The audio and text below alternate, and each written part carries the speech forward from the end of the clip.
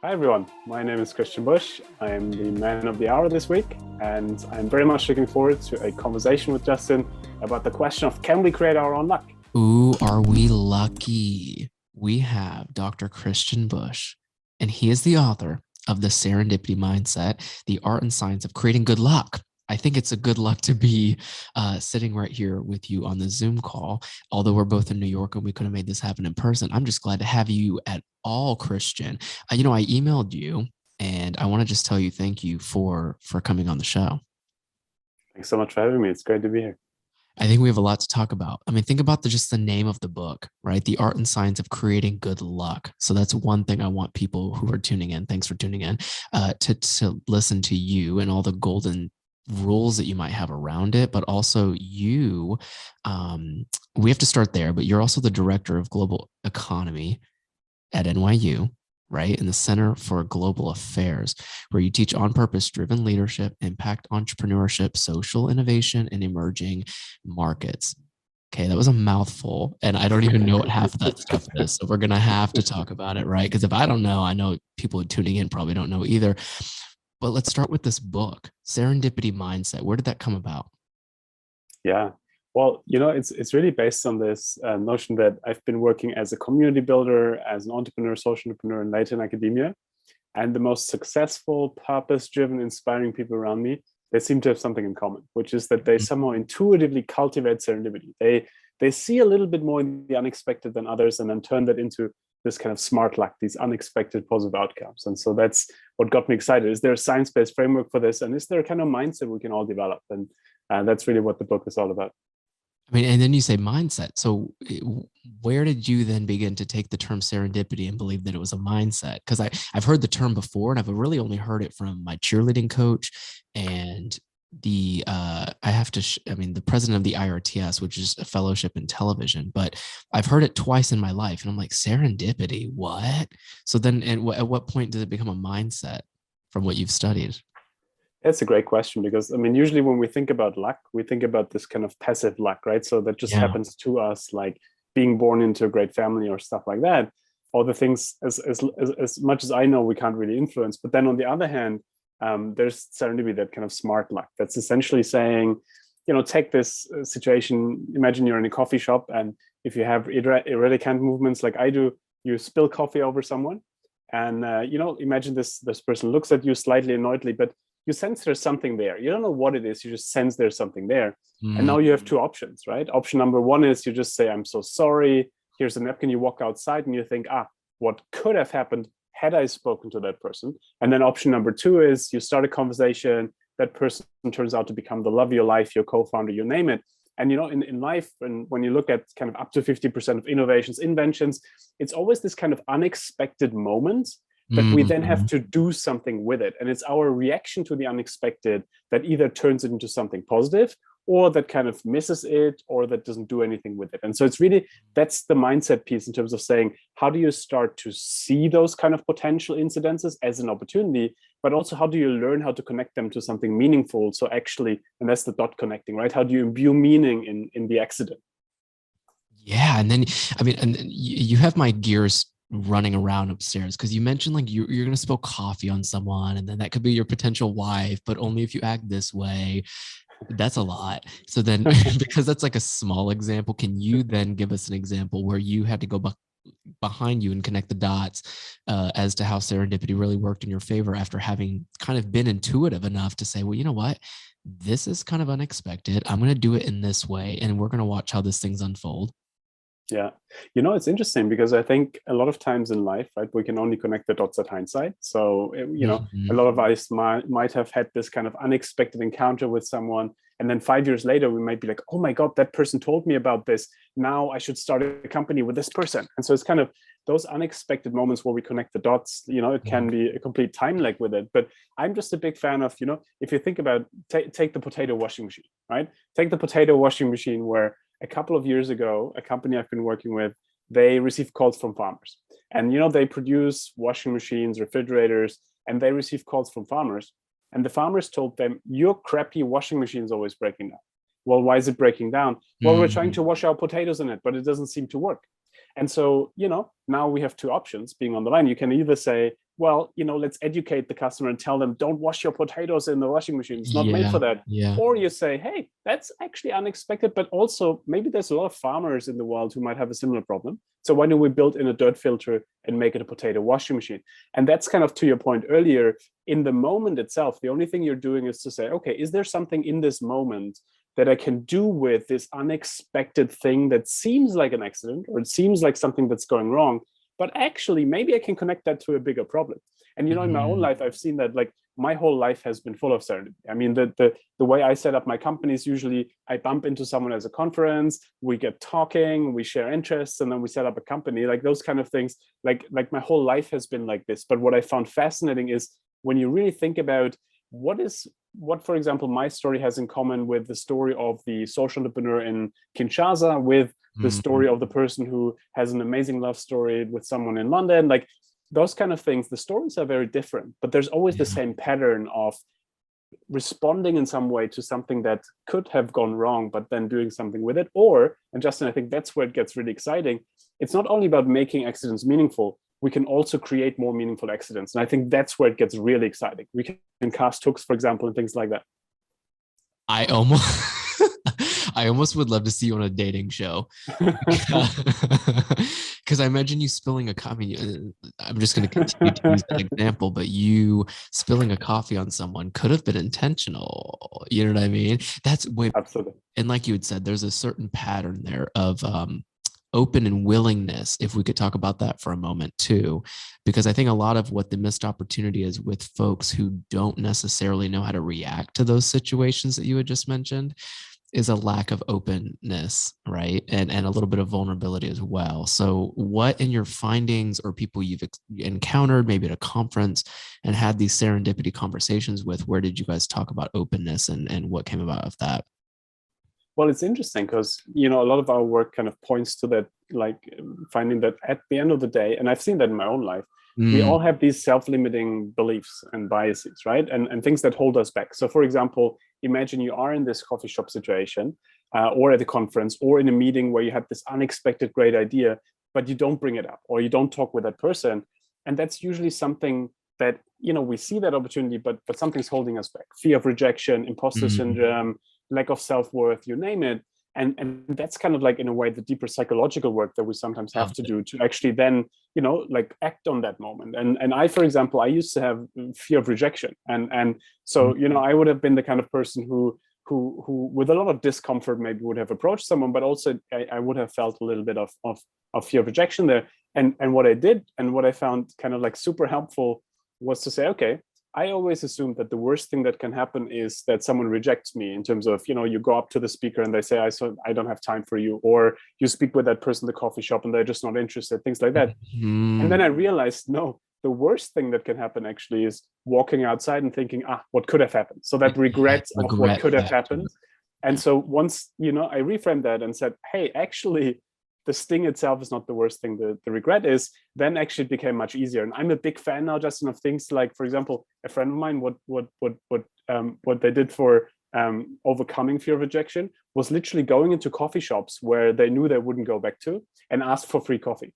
Just like going inside and saying, hey, I just forgot my wallet. Can I have a free coffee? And, that's the kind of thing where there's a high likelihood that people say no, right? So you have to get used to this idea that people say no to you. So it becomes more normal, actually, and you normalize that kind of how idea. Many times have we been told no? Ugh. Exactly, right? But we realize it's a normal part of life, and we all have to go through it. That's incredible. And the reason it's so incredible is because we don't think about these things. You know what I mean? Now, with relation to good luck, there had to have been a reason you wrote the byline, the art and science of creating good luck. Not just because you have your PhD. I mean, I would write that too if I had my PhD. But with relation to good luck, where does that then tie into serendipity? And I guess in its most perfect sense, that when you're experiencing or talking about serendipity, you would almost always have good luck. Am I getting that right? Yeah, and I think it really comes to that idea of serendipity being smart luck, serendipity being like that kind of luck that we create ourselves. And take an example, right? So imagine coffee. Coffee. Always coffee, always coffee. It's the kind of one thread through life, I guess. No, but there's this amazing thing, for example, a hook strategy. You'll like that. The idea is essentially to say, how can you identify in your life 2 or 3 themes that are important to you? So, in my case, for example, it's how do we take the serendipity mindset and bring it into as many classrooms and organizations as we can. And then kind of like I built that into a lot of different kind of contexts and sentences. And the idea is to say, how do we, when we identify 2 or 3 themes we're excited about, how do we now seed that into every conversation, every interaction with people we know, with people we don't know, and then essentially allow them to connect the dots and create that kind of serendipitous smart luck. And so, give an example. There's an amazing entrepreneur in London, Ollie Barrett.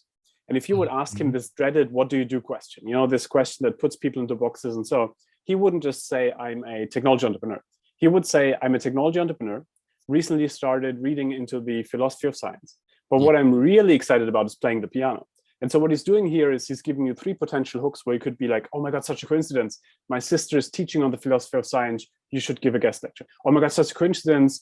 We're hosting piano sessions. You should stop by. The point is there's a lot of potential coincidences out there, but we need to give people the opportunity to connect the dots, to see it and to put it out there. And you make it more likely by putting this out there. And that's really where both the art and the science come in. The art is kind of like to understanding a little bit those moments, and that comes over time. And the science is we've seen the pattern of this work around the world, of those kind of how serendipity evolves over time. So let me ask the elephant in the room question. Why do you think there's so many misconceptions about serendipity? First of all, being a thing. And then second of all, where do you believe most people aren't even trying to experience what you had said, the art and science of creating good luck for themselves? That's a great question because, I think in a lot of contexts, we grow up with this idea that it's either hard work or luck, right? So in a way, we have this kind of wrong dichotomy between something we work hard for, but then it's only hard work, or talent, and like then there's kind of this luck, and then some people just have some luck, but like that's nothing they work for. And that point here is to say no, like a lot of people work really hard to be luckier, like and I think that's kind of like the thing where what's really important to me, of course, is there's a lot of societal inequality out there where people don't have the same starting position. So by definition, some people will have more like smart luck than others because they start out with more networks, like education and so on. But then, a lot of our work is in extreme resource constrained settings, like settings of poverty where people try to somehow create their own luck. And it's fascinating to see that you see that mindset around the world, from the most kind of poverty type stricken context to the CEO of XYZ company. And so that's where it gets exciting, I think, to really think about what is it there that in every context somehow seems to work to create that luck. But I think the misconception is that in a way we always had that wrong dichotomy. But with these kind of practices that we talk about and stuff like that, you can actually create more of that kind of luck. And that's really kind of at the core of this work. This is why you have your PhD. This is why you give TED Talks. This is why you wrote a book. And this is why you're on this show. You are so smart. I could ask you, like, what was the craziest thing that happened to your big toe in 6th grade? And you would still make it sound smart. I love this. Wait, doctor. So with relation to you now, more about you and your findings and everything you had just said, I begin to wonder what your experience with it has been up until this point. And like you had just said, a lot of people create good luck. And now that I'm thinking about it, that's probably anybody in their career who is anywhat successful or happy, right? So in order to create that, it's like, well, you kind of have to create good luck too. Do you consider yourself a lucky man is my next question. 100%. And I think it's really both lucky in terms of my starting position. I was born into a family that's been very loving and everything else. So I think there was the blind luck factor. Yeah. And then there was kind of, I think I've also been working very hard to then kind of also create some kind of serendipity and things like that. And, I found that fascinating because our first venture was a community for young innovators, helping them make stuff happen. And one of the things, you would go to a dinner and people would constantly say, oh my God, such a coincidence, such a coincidence, such a coincidence. Yeah. And so it's the fascination also to say it brings so much joy to people when you cultivate also environments where people can have more of that, because you essentially allow people to see what could be, right? And that's what I love so much about serendipity. I had COVID 2 years ago, which was the second near-death experience I've had in my life. And it was a severe form. And in those kind of moments, they feel meaningless, they feel really bad.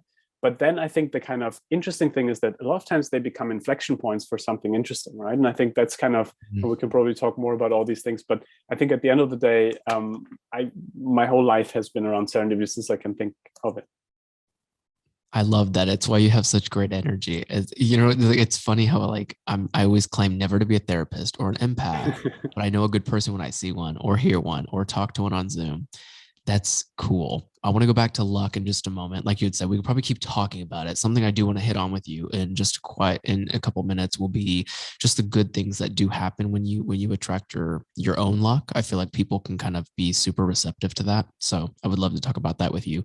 But you brought it up first, which is fantastic. Young innovators. So as I mentioned, we'll go back to luck in a second, but you, Dr. Busch, are also the co-founder of Leaders on Purpose, an organization which focuses on high impacting leaders, number one, as well as the Sandbox Network, which are, first of all, those are dope names that I would have never found if we didn't start this conversation. Because I'm like, wait, where are these? So I want to talk more about these now and help people who are listening understand exactly how they were brought to life and what you guys are currently doing. But the Sandbox Network, as I'd mentioned, is a global community of young innovators active in 20 countries. Hello, how? So where did these things come up? Where were they discovered? And then ultimately what's happening with them now? Yeah. No, it's a great question. I mean, Leaders on Purpose is essentially, it came out of serendipity. I was at a conference and there was this woman in front of me in the line, and she somehow turned her head. It was actually the line to the coffee shop, funny enough. When they have these kind of like mobile. We're just going to call this things. Episode Coffee Chat with Dr. Kristen Busch. And we randomly started chatting and nothing, whatever. And then kind of somehow like months later, she reached out and she was like, "Hey, Christian, I'm in London. You want to catch up? I have some kind of ideas." And so she talked about that idea of, hey, like, how about like bringing together a community of people who are running big companies that we could then bring together and in a way be inspired by who's really purpose driven in their leadership, and then show others how that could be done. And so that's what Leaders Purpose is about. It's kind of bringing together leaders of large companies that in a way have shown that you can have a certain impact in the world, and then kind of learning from them and helping kind of take their content to others as well. And then Sandbox Network, that was I think now 13 or so years ago, when we were still in our early 20s, innocently running around the world. And it was essentially the idea that usually when people are pushing the boundaries in a particular field, they're connected in their own areas, right? So the designers with the designers, the business people with the business people, the politicians with the politicians. But mindset-wise, those people who are pushing the boundaries are actually much closer to people in other areas who are also pushing the boundaries, because they're usually being perceived as crazy in their own fields. So we said, okay, why don't we bring all the crazy kids together? AKA young innovators. Exactly. You got to have a euphemism. That's the new word for crazy innovator. Yes. Well, I mean, I felt that was the biggest compliment I felt we've ever gotten was a member. Like, he had that kind of idea of why don't we? There's all these kind of satellites out there that potentially could be used to have Wi-Fi or internet kind of much more widespread, but for some reasons there's kind of politicians who don't want that in some countries, and so on and so on. And so he was all about like, let's go to the UN and convince them to kind of implement all that, and so like a big idea. And he got a memo signed by some of these high up people in those kind of institutions and so on. But he's the kind of person who would then come to us and say, well, Christian, thank you for providing this. I finally don't feel crazy anymore. And to me, this was the biggest compliment, because look, if you're trying to initiate change in the world, you're always being perceived as crazy by those people who want the status quo or who are not used to kind of change. And so it's kind of really, giving those people the playground. That's why it's Sandbox, the playground to play around and say, how can we change the world? That was really the core idea. But what I found fascinating in that period was that was the kind of period where serendipity would pop up everywhere. And so we kind of saw it then a bit as a serendipity accelerator. Yeah, I would say, because you have so many people that are similar and or alike in the same room, right? Or attending the same types of events, having the same types of conversations. And so now with that though, I mean, are you guys still continuing to build that community, and how? I would imagine that you guys have some type of network where you're able to like kind of stay either connected through social or whatever platforms you're using, but then ultimately, like when you think about the events and the type of people you're recruiting for that, what's that like? Yeah, I mean, I'm not that involved with Sandbox anymore. I mean, as a member who's kind of always very gladly meeting other members, but not more deeply. But they're also the way it's organized is you have local hubs, so people who locally organize events, and then you have a global platform, so via Facebook and other means where people can connect globally, and WhatsApp groups and things like that. But so the idea really is to say you have both the local physical and then the kind of global. And whenever you're traveling, you have like a couch to crash, you have a co-working space to live in, and so on. It's but like Airbnb for crazy creators. What did we say? Crazy innovators. Exactly. But I mean, just to your point, I think we've had very, very hard learnings along the way. I mean, that was our first, like, both company and community that we built. And so we made a lot of mistakes, especially around, how do you, when you are 5 male guys setting up a company, how you then, we would use language like the leading change makers of this generation, yada yada, and then we realized, well, it doesn't appeal to some people, and then it only kind of, you only select those people who are similar to you, versus actually kind of having a more integrative, people who might not consider themselves to be the greatest leaders of all generation, but actually who are the ones who are pushing the needle. And so I think we learned a lot along the way in terms of how do you think more inclusively about these questions, but also, when do you take which investment, all these kind of different things. I feel that one has to go through these kind of motions, but so it wasn't always easy. It was certainly an interesting learning curve.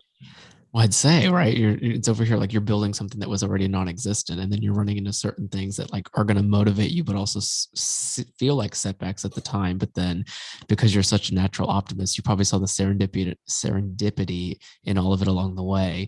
You also, so with relation to leaders on purpose, I can only imagine the characteristics of the folks that are essentially like in that organization. Can you give us kind of a description of the people in that organization? I'm just curious because, and if you're listening too, I wonder, there's got to be something there that's super similar amongst the people that are, in the leaders on purpose. And you'd mentioned earlier, it's like people who drive their business forward with purpose, organization forward with purpose, right? Build a team with purpose. So if you had characteristics, generally speaking here, but what are some of those? Yeah. Well, it's definitely people who, in a way, have proven that they can do business, right? I think that's kind of important. I mean, a lot of my background is in social entrepreneurship, and one of the things that I found a bit disillusioning at some point was that a lot of times it's great to do that, but they never really scale. They never really go like and grow enough. So the actual impact is relatively limited. Versus, when you are a company like MasterCard that essentially says, okay, now let's bring 500 million people into the financial system by giving them an access to that system. Now that is scale. Now that is actual impact. And so that's the kind of organizations then where one would say, okay, are there people within that are really driving that, so that they shift, for example, a company like this from being just like a payment provider to actually kind of like supporting people who come, who actually benefit socially from that as well. And so I think it's a lot of times around this kind of, what's the genuine contribution here that you're also making to society using the power of business. And I think that's kind of what I find it most exciting, that question, for good or bad, businesses are the things that run a lot of the world. And so if you can get them to shift a little bit more towards actually genuinely caring about the problems we have in the world, then it gets exciting. And again, I don't think anyone is really there yet, but I think by supporting people who are on that journey, that's really the kind of thing we try to do in terms of saying, okay, how do you build a community around those people who, in their own way, are crazy, right? Because they try to get these big cruise ships towards doing that, but at the same time then are there. And I think that's kind of some of the common denominators is really around this kind of, they are, again, in a way, that their own innovators in that sense. Yeah. Did you guys, I guess in that community specifically, has there ever been a conversation around being able to start your business or organization, right, nonprofit included, where you, because you drove it with purpose to begin with, you never felt like there was almost a setback where you had to fill the blanks in later? What I mean by that is, I often see businesses and friends of mine who are founders of some I'm thinking of who feel like they have to do make goods for the world as their business continues to grow because there wasn't necessarily a huge purpose for a do good initiative or, like you had said, solving world problems right at the forefront. And I remember, and we do Founders Week quite often on this show. It's been every other quarter now. And founders just come on the show and we just do like a lineup of all these founders, right? Tell their stories, talk about the business. And oftentimes I'm asking the question of what problem do you want to solve? So, and with that, I mean, is that a conversation that you guys have had? And what was that like? Because I mean, if leaders on purpose are all folks who are driven with problem solving, right? The world's issues, then what are they saying then about businesses who didn't necessarily start with that motive? Yeah. Well, that's exactly, I think, the most interesting piece, right? Where you have a lot of those businesses that start as for profit and like money, money, money. And then actually people within that say, well, now how do we leverage this towards something that's actually meaningful? And I've always found that fascinating. And that's actually what a lot of our work is around, to say, how do we then, let's say you are a producer of shirts, of t-shirts, and let's say initially you're just selling these t-shirts and you make money with selling those t-shirts, and then to your point, maybe you donate every month a couple of $1,000s because you feel that gives you kind of the make good feel that you're actually kind of somehow responsible because you helped your local community via the money you just kind of donated or whatever it is, right? So that's kind of, in a way, the things that I think a lot of people start with, which is it's not really integrated into their business. It's just kind of something that costs you money. And then as soon as you are in a financial kind of, troubling situation, that's the first thing you cut, right? Because it's the nice to have thing, but it's kind of like, it's not at the core of the business. Versus, I think what gets really exciting is when you think about how do we build that at the core? So if we say, for example, we're all about local community, well, then everyone, like, let's think about how to integrate people in the local community into the production process instead of manufacturing in China. And then we can maybe increase the price of the t-shirt a bit more because now it's locally produced. Or environmentally, maybe we can make it environmentally more friendly, and then our positioning is more around environmental friendly, and then we can again charge a bit more for that or whatever it is. But the point is, then if we put it at the core of what we're doing, then actually it's very hard to cut it again, right? But also it becomes much more scalable, because now when we grow, our positioning itself is based on that kind of societal and environmental impact being part of our mission. And I think there's companies like Patagonia and others who have done that really well, right? Where you can see how they have at the core of the business model the idea of environmental and social impact. And I think that becomes very scalable then if you do it well. But again, it's a challenge to actually get to that point. And that's where a lot of times our work comes in, to say, how do you take someone from having the initial intention to actually then translating that into day to day, right? Like it's one thing to have a big idea, yeah, we could do that, but how do you integrate what does it really that look day like? to day? Exactly. And then what does the progress look like? What does the Exactly. scalability look like? Yeah. We can go down a rabbit hole, but selfishly, I want to go back to serendipity and good luck, because that's like the best conversation I've heard in a long time. It's not even until you think about it, like, holy shamoly, serendipity, what? We don't think about it. And so let's go back to it. I wonder, Doc, how you now have given talks, you've written this book, which is phenomenal, and you are now getting asked to come onto random podcasts as a guest to talk about all of these things. Would you consider yourself an expert on the subject of serendipity, and why? I would consider you the expert, but then, from your POV, what is it that you really have honed in on about the subject of serendipity that makes you confident to, again, like, write the book and talk on it and such? I'm just curious. Yeah. Well, it's fascinating. I have this kind of, when I read through someone's LinkedIn or so, and somewhere it says XYZ guru, it's the first thing where I'm like, okay, all right, next, because you're kind of like someone who tries to self-identify too much with something. It's always kind of, it seems a bit marketing-y to me, and I don't know if that's something. But I think the reason why I feel very comfortable talking about it is because the last 12 years of my life, as both on the having practiced it, but also then having researched it, it's beautiful how it all came together, right? Where we essentially see that, a lot of our research, for example, is around enterprise incubators. So essentially within incubators where essentially entrepreneurs get help and everything else to grow. Yeah. We studied over years and years and years, like, how does serendipity emerge here? How does it happen? And then the same in other contexts. And so I think what got me very excited about this is that both kind of what I'm excited about as my own life philosophy and my daily practice, and the research that I've been doing somehow is coming together, which in itself was unexpected to me. Like I didn't set out to study serendipity. Like that in itself happened serendipitously by studying how do enterprises grow, how do they scale their impact, and so on. And then serendipity just popping up everywhere. And so it came together in that way. Because that's what happens when serendipity works. Isn't that crazy? It's as if you were like talking about it. I mean, how much of this too have you ever been told, to go back a little bit on the misconceptions of it and kind of that misunderstanding of what creating your own good luck really looks like? I mean, what's been the craziest thing someone that has come up to you and said about the subject of serendipity after you've given your explanations? Was there an argument? And I'm just thinking out loud here on like playing devil's advocate for someone who's listening and thinking like, okay, well, sure, but I also think this. What was this when someone came to you with like a combating argument, just on like, I guess like something you had spoken about? What was that conversation like?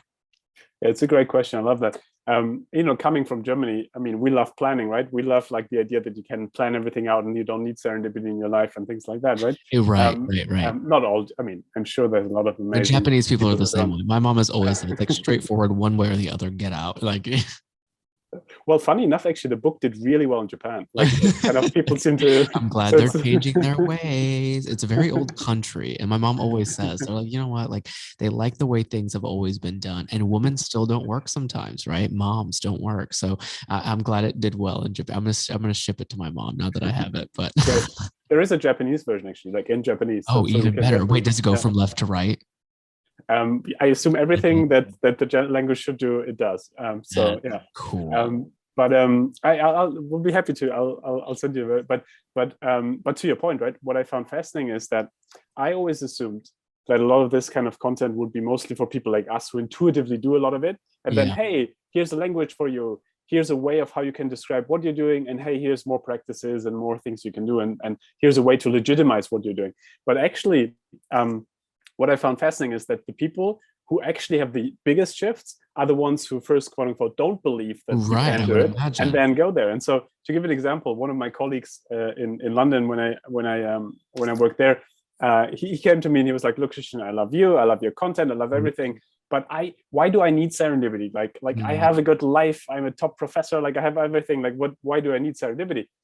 And so we made a deal, and we said, okay, like, for the next weeks, just do a couple of small changes, like the way you ask questions differently. Instead of asking, what do you do? Just ask slightly more open-ended things. What do you enjoy doing, right? Or what, like things that essentially open up a little bit more about what the other person is about. And a couple of other things.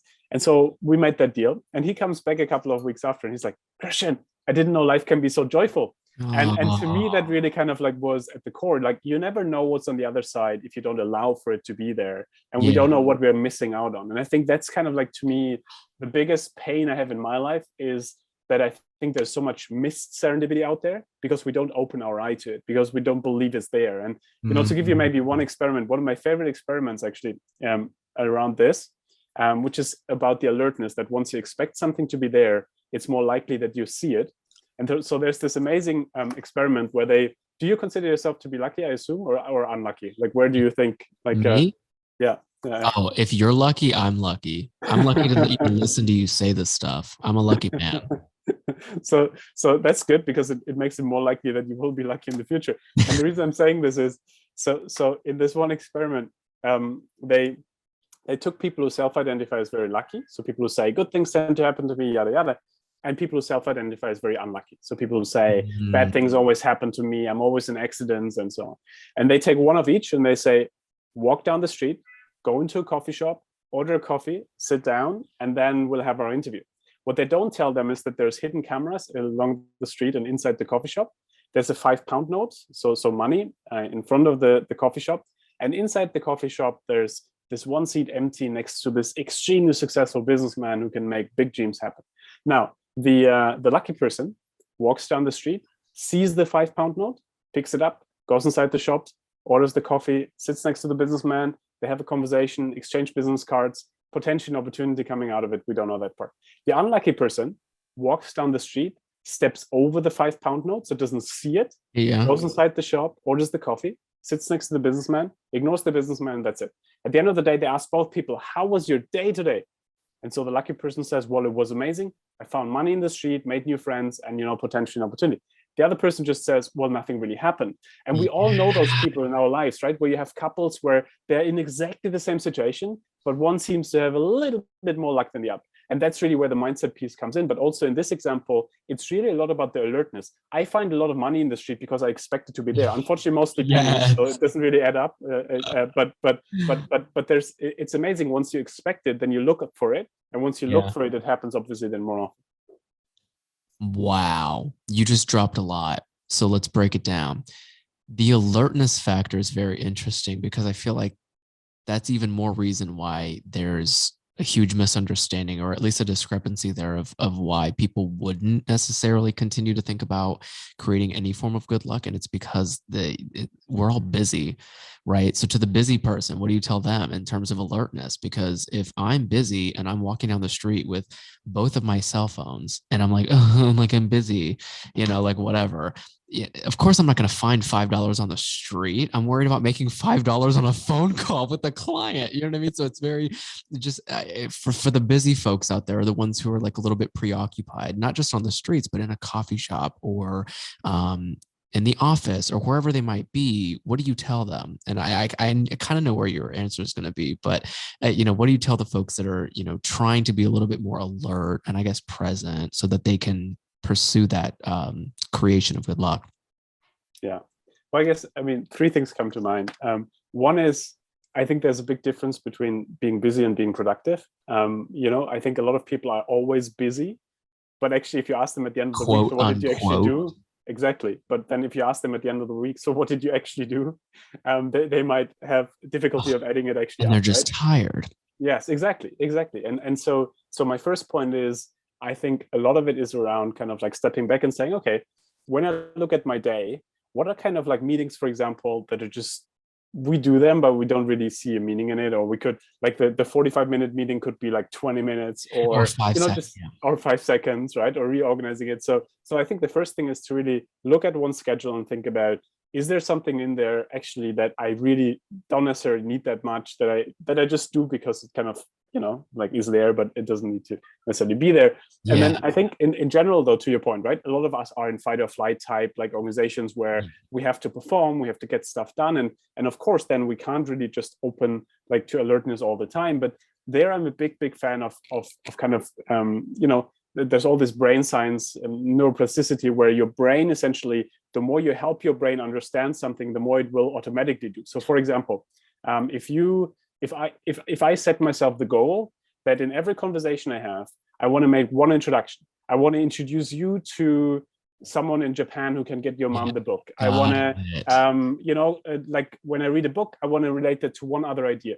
And if we do that consciously for a couple of times in interactions and reading a book and so on, our brain starts to automatically do it. And then when you walk to street and you maybe only look up for a second, but then you see that book in the bookstore and you think, oh my God, that could be the next kind of Justin Crawford like podcast. Like that could be the next big thing, right? So these kind of things where in a way, it doesn't need to be that we're always alert. It just needs to be kind of potentially trying to carve out some space for reflective time, but that's different.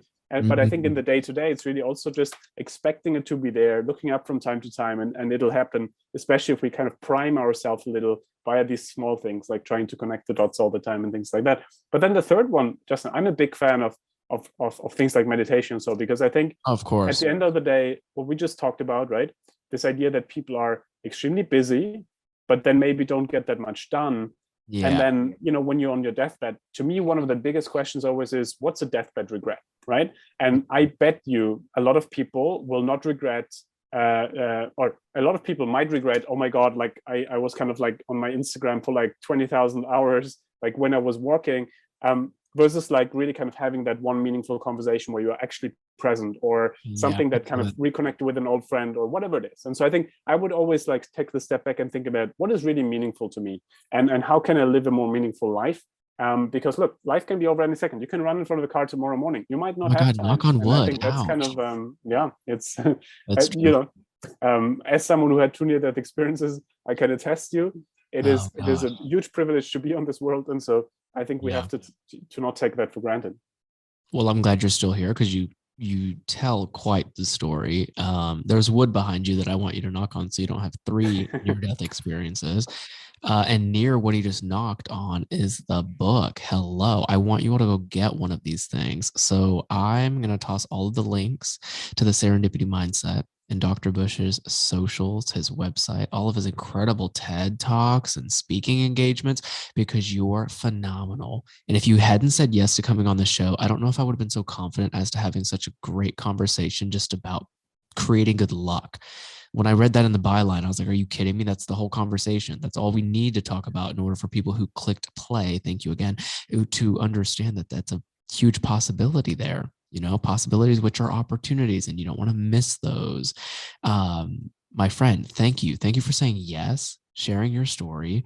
More of it, I'm sure, is to come too. We're going to go get a coffee. So as soon as we press the stop the record or whatever that is, off the record, I'm asking him to coffee so we can go plan our way of finding out how people can get luckier here in New York City. But in the meantime, Dr. Christian Busch, thank you so much again for saying yes. Thank you so much for having me and for the wonderful question.